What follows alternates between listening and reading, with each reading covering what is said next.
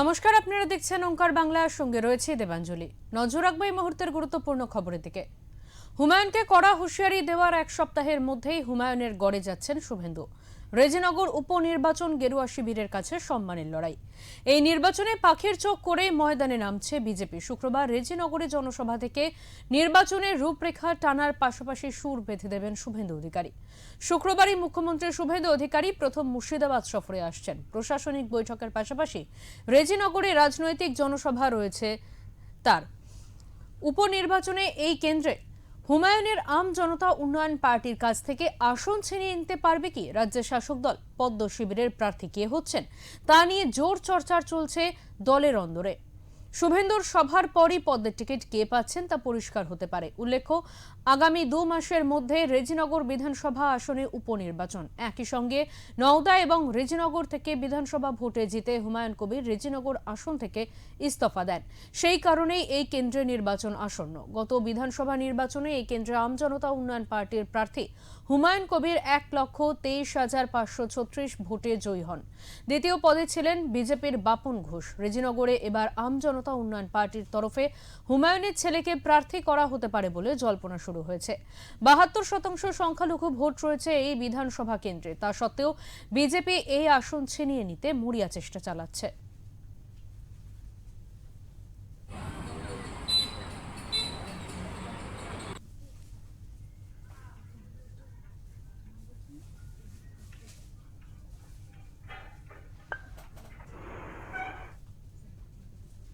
আমরা এই বিষয়ে কথা বলে নেব। আমাদের সঙ্গে টেলিফোন লাইনে রয়েছেন আমাদের প্রতিনিধি তাপস ঘোষ।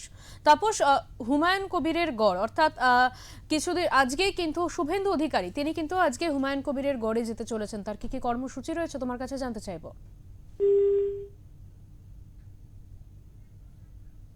আমাদের সঙ্গে যোগাযোগ বিচ্ছিন্ন হয়েছে আমাদের প্রতিনিধির। এই মুহূর্তে যে খবরের দিকে নজর রাখা হয়েছে, শুক্রবার হুমায়ুন কবিরের গড়ে যেতে চলেছেন মুখ্যমন্ত্রী শুভেন্দু অধিকারী। সেখানে তার একাধিক কর্মসূচি রয়েছে।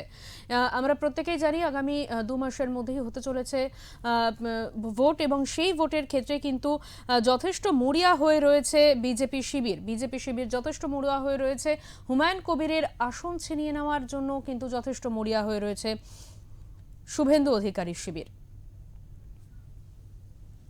আমরা কথা বলে নেব। আমাদের সঙ্গে রয়েছেন টেলিফোন লাইনে আমাদের প্রতিনিধি তাপস ঘোষ। তাপস, হুমায়ুন কবিরের গড়ে যেতে চলেছেন মুখ্যমন্ত্রী শুভেন্দু অধিকারী, তার কি কি কর্মসূচি রয়েছে তোমার কাছ থেকে জানতে চাইবো।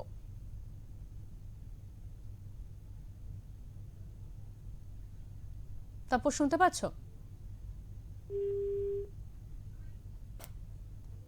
আমাদের সঙ্গে আবারও যোগাযোগ বিচ্ছিন্ন হয়েছে। আমরা পরবর্তীতে যোগাযোগ করার চেষ্টা করব আমাদের প্রতিনিধির সঙ্গে। তবে যেই খবরের দিকে এই মুহূর্তে নজর রাখা হয়েছে, শুক্রবার হুমায়ুন গড়ে যেতে চলেছেন মুখ্যমন্ত্রী শুভেন্দু অধিকারী।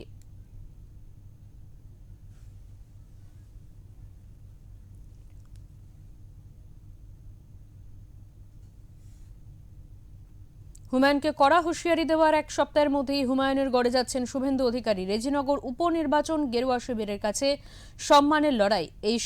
এই নির্বাচনেই পাখির চোখ করে ময়দানে নেমেছে বিজেপি। শুক্রবার রেজিনগরে জনসভা থেকে নির্বাচনের রূপরেখা টানার পাশাপাশি সুর বেঁধে দেবেন শুভেন্দু অধিকারী।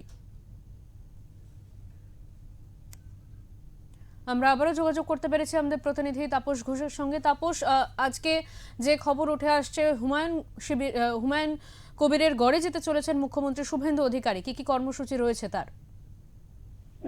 দেখো দেবাঞ্জলি, রাজ্যে পালাবদলের পর মুখ্যমন্ত্রী এই প্রথম নবাব তালুক মুর্শিদাবাদে আসছেন। আজকে তারা রাজনৈতিক এবং প্রশাসনিক এমন 4টে কর্মসূচিতে তারা অংশগ্রহণ করার কথা।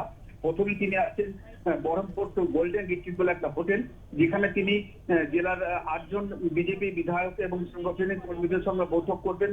তাদের সঙ্গে কথা বলার পর তিনি চলে যাবেন প্রশাসনিক বৈঠকে দিতে বহরমপুর রবীন্দ্র সদনে।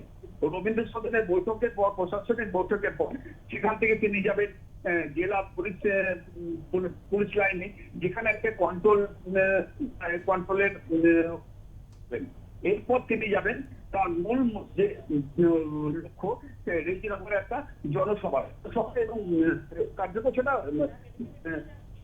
সভা, সেটা আপনাদের জনসভাতেই হয়েছে। মূল লক্ষ্য হচ্ছে রেজিনগর। দেখো গত বিধানসভা ভোটে রেজিনগর থেকে হুমায়ুন কবির প্রায় 59,000 ভোটে এগিয়ে রয়েছেন। এবার বিজেপির প্রথম লক্ষ্য এবং তাদের টার্গেট এবং একটা রাজনৈতিক একটা সম্মানের লড়াই দিয়ে রেজিনগরটাকে দখল করা, এবং সেই হিসাবে আজকে তিনি রেজিনগরের জনসভা থেকে কার্যত নির্বাচনী প্রচারে একটা সুর বেঁধে দিতে চলেছেন, এমনটাই মনে করা হচ্ছে। রাজনৈতিক মহল এমনটাই মনে করছেন। এবং তুমি জানো যে গত কয়েকদিন আগে হুমায়ুন কবিরকে নিয়ে তিনি বিধানসভা থেকেই যেভাবে হুঙ্কার দিয়েছিলেন, তাতে মনে রাজনৈতিক ধারণা রেজিনগরটা ভাবেই যে হাতছাড়া করতে দিতে চান না বিজেপি। সেই হিসাবে রেজিনগরে তার সভাটা যে খুবই গুরুত্বপূর্ণ এবং সেটা মনে করা হচ্ছে। দেবাঞ্জলি, একদমই, অনেক ধন্যবাদ তোমাকে তাপস।